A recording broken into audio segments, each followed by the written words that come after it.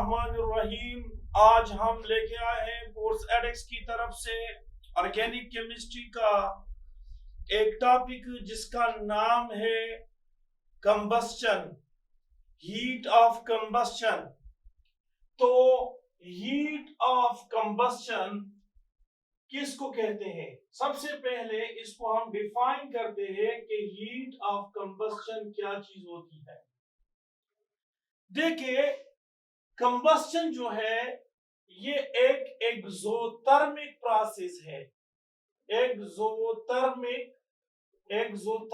Process है। Okay, क्योंकि ये याद रखिए, जिसके साथ ऑक्सीजन मिल जाता है मोर इलेक्ट्रोनेगेटिव है, या फ्लोरीन मिल जाता है, फ्लोरिनेशन होती है, ऑक्सीडेशन होती है, तो वहां पर हीट इवॉल्व होता है जरूर। ये मोर इलेक्ट्रोनेगेटिव है, यहां पर हीट जरूर बजरूर इवॉल्व होती है, तो इसको हम एक्सोथर्मिक प्रोसेस कहते हैं। अब देखिए, हमारे पास हीट ऑफ कंबस्चन की डिफिनीशन क्या है और इसको हम किस तरह से मालूम करते हैं। तो हीट ऑफ कंबस्चन जो है वो कैलोरीमीटर से हम मालूम करते हैं, और इसको हमने फर्स्ट ईयर वाले कोर्स में एक्सप्लेन किया था। So the amount of heat evolved when 1 mole substance is burned in the presence of oxygen is called heat of combustion or enthalpy of combustion. वो हीट जब 1 मोल सब्सटेंस को आप oxygen की मौजूदगी में जलाते हो, तो जितना हीट इवॉल्व होता है उसको हम हीट ऑफ कंबस्चन कहते हैं। अब ये याद रखिए, सबसे पहले इसको हम थोड़ा सा हीट देते हैं जिसको हम एनर्जी इन कहते हैं। इसको हमने फर्स्ट ईयर वाले कोर्स में बताया था, थर्मोकेमिस्ट्री एनर्जी इन। जिस तरह मीथेन गैस है, सुई गैस है, इसको हम थोड़ा सा हीट देते हैं, एक्टिवेशन एनर्जी देते हैं, तो एनर्जी इन देते हैं, लेकिन बाद में उससे एनर्जी आउट बहुत ज्यादा होती है। ये देखिए, एनर्जी आउट बहुत ज्यादा होती है। एनर्जी आउट ज्यादा, एनर्जी इन कम, यानी रिएक्टेंट को जो एनर्जी मिलती है वो कम होती है। और इस दौरान यहां पर जब प्रोडक्ट बनता है, इससे एनर्जी आउट होता है, तो ये एनर्जी आउट बहुत ज्यादा होता है। इस वजह से हम कहते हैं कि यहां पर कंबस्चन में हीट इवॉल्व होता है, क्योंकि एनर्जी आउट जो है वो ज्यादा होती है एनर्जी इन से। सराउंडिंग से सिस्टम को जो एनर्जी मिलती है वो कम है, और सिस्टम से सराउंडिंग को जो एनर्जी मिलती है वो ज्यादा है, यानी एनर्जी आउट ज्यादा है, एनर्जी इन आपके पास कम।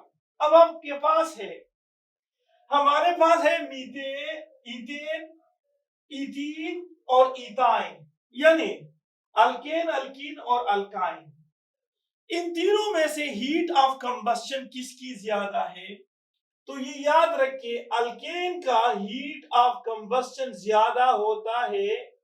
ये ज्यादा होता है किससे? अल्कीन से।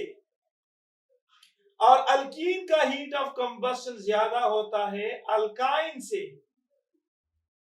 ये याद रखिए, इसकी वजह बता देता हूं। अब देखिए, जब इथेन ऑक्सीजन से साथ रिएक्शन करता है तो हमारे पास 5 मोल प्रोडक्ट बन जाता है। दूसरा, यहां पर ऑक्सीजन का कंजम्पशन ज्यादा होता है। ऑक्सीजन का कंजम्पशन ज्यादा होता है, मोल ऑफ प्रोडक्ट ज्यादा बनते हैं, तो यहां से हीट ज्यादा इवॉल्व होगा। इथीन की केस में देखिए, आपके पास मोल ऑफ प्रोडक्ट 4 है, और यहां पर ऑक्सीजन का कंजम्पशन थोड़ा सा कम है। जहां ऑक्सीजन का कंजम्पशन ज्यादा होता है तो हीट ज्यादा इवॉल्व होता है, और आप इथाइन में देखें यहां पर ऑक्सीजन का कंजम्पशन और कम, और मोल ऑफ प्रोडक्ट आप देख सकते हैं कि यहाँ पर मोल ऑफ प्रोडक्ट जो होते हैं वो 3 है। तो इस बिना पे हम कह सकते हैं कि हमारे पास अल्केन में हीट ऑफ कंबस्टन ज्यादा होता है देन अल्कीन, और अल्कीन में जो है वो ज्यादा होता है देन अल्काइन।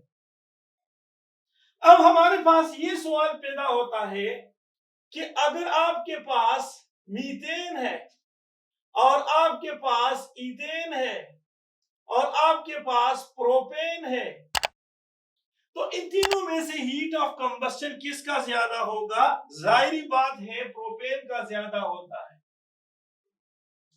लेकिन इजीली कंबस्टेबल कौन सा है, ये सवाल है। ये कैलोरीफिक वैल्यू से हम मालूम करते हैं, यानी कार्बन के साथ जितने हाइड्रोजन ज्यादा होता है, नंबर ऑफ हाइड्रोजन पर एटम ऑफ कार्बन अगर वो ज्यादा होते हैं तो ये याद रखिए वहां पर वो इजीली कंबस्टेबल। तो इजीली कंबस्टेबल आपके पास मीथेन है, लेकिन हीट ऑफ कंबस्टन जो है वो प्रोपेन, प्रोपेन का हीट ऑफ कंबस्टन ज्यादा होता है। क्यों? क्योंकि यह नंबर ऑफ कार्बन ज्यादा है, number of mole of product ज्यादा बनते हैं, यहां ऑक्सीजन का कंजम्पशन ज्यादा होगा, तो यहां से हीट ज्यादा इवॉल्व होता है। इस तरह से ब्यूटेन से और पेंटेन से और, लेकिन जो इजीली कंबस्टेबल होता है तो वो हमारे पास होता है मीथेन, इजीली कंबस्टेबल, लेकिन हीट यहां से ज्यादा होता है। Okay, thank you for watching this video. Allah Hafiz.